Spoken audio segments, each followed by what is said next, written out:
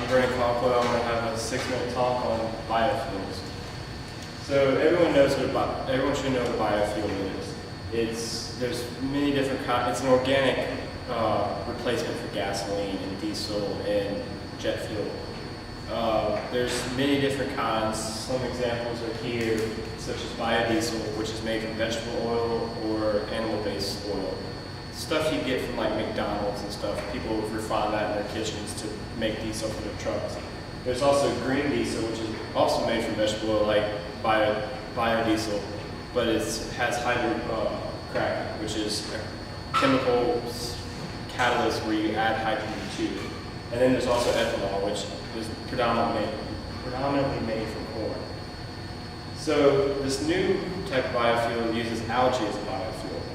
Now, traditional oil-producing crops such as corns and soybeans, they produce 10 to 100 gallons per acre of usable oil, whereas algae is capable of producing 1,000 to 5,000 gallons of oil per acre. So what does this all mean? It's simple. 1 acre of corn can produce optimally about 100 gallons of oil, of usable oil, whereas in a 1 acre pond of algae can produce up to 5,000 gallons of usable oil, which is 50 times the amount for the same exact space. Some of the advantages for using algae is it doesn't compete with our food source. Like if you were using ethanol, you're going to be taking away food from someone with the corn. It can grow non-potable water or saline water. Saline is just a heavy salt content water, and non-potable water is just water that's not safe for human consumption. And we can utilize otherwise non-productive land in it. It can grow almost anywhere. The algae is found in deserts, wastelands, swamps, many other hostile environments where a lot of other things cannot survive. There's also no emissions of harmful air pollutions, and it is used to treat polluted waters because it recycles the CO2. So some other advantages are all these biofuels use photosynthesis. This pulls CO2 from the air and uses the sunlight and produces sugars.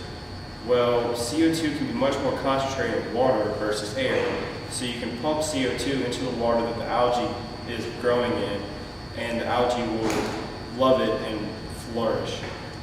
Now you can take the CO2 runoff or CO2 produced by these chemical plants in these big ponds that are already there, grow algae, refine the algae, and then put it in your cars, and then put it back into the CO2 waste from these refineries, put it back into these ponds, and grow the algae again. Now, I mean, is this too good to be true like everything is? Currently, gas is about $2.50 a gallon. Now, they haven't finalized the process behind creating this algae biofuel, so it costs $10 to $60 a gallon, which is really high. But this can be, in 5 years, this could be reduced fivefold. In 3 to 5 years, this can be reduced fivefold to be more competitive with gasoline. And it's, like I said, this is because the process has not yet been refined, because this is still a new idea. So how is it produced? We all know that fossil fuels are ancient remains of plants and animals that break down over the course of thousands of years under immense pressures. And how scientists are now producing this algae biofuel is they're making the process rapidly condensing this entire process down to a realistic amount of time. But also, this is a very energy-intensive drying and extraction process to get the oil out of the algae.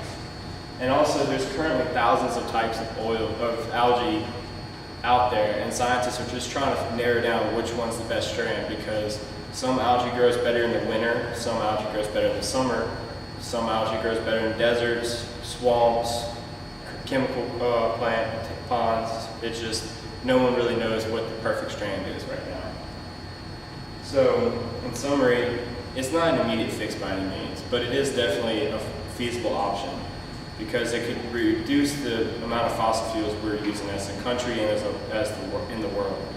And it's not additive like ethanol. You don't add it to gasoline. It completely replaces gas, jet fuel, diesel, you name it.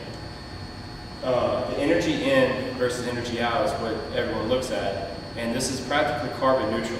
The CO2 you put into the algae from the atmosphere is burned and released almost identically back into the atmosphere. So you have that almost perfect cycle of nearly carbon neutral. And because it's carbon neutral, we can reduce these carbon emissions 60 to 80%.